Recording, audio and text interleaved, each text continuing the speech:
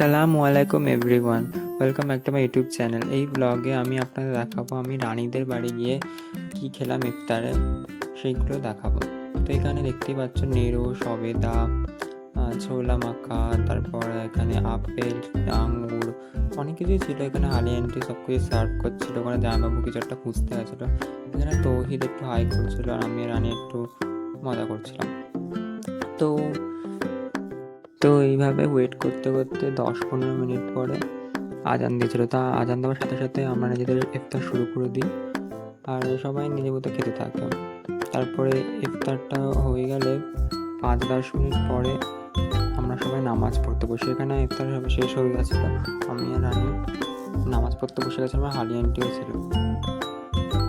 ইফতারের পর আমরা ঘুগনিও খেয়েছিলাম। তো হালি আন্টি বলছিল যে রাতে একটু বিরিয়ানি করি, তাই আমি বললাম ঠিক আছে একটু করো না। যেখানে হালি আন্টি বিরিয়ানিটা হারাচ্ছিলো, পরপর এরকম ঝোল দিচ্ছিলো, ভাত দিচ্ছিলো, তারপরে এরকম একটা স্লাইস করছিল, মানে থাক থাক করে। বিরিয়ানিটা হওয়ার পরে আমরা ওই 9টা-9:30টার দিকে খেতে বসে যাই। তো আমরা এখানে 4জন ছিলাম, হালি আন্টি, রানী, জামাইবাবু আর আমি। তা আমরা বিরিয়ানি খেতে বসে পড়েছিলাম। বিরিয়ানিটা দেখেই বোঝা যাচ্ছে যে কতটা টেস্টি, দেখতে পাচ্ছ তোমরা। তো এইভাবে খেতে খেতে আমরা খাওয়ার পরে 11টার দিকে ঘুমিয়ে পড়ি। ভিডিও শেষে বন্ধুরা, যদি তোমাদের ভিডিওটা পছন্দ হয়ে থাকে তাহলে like, comment and share and subscribe করতে ভুলবে না। তো bye guys, see you in the next blog.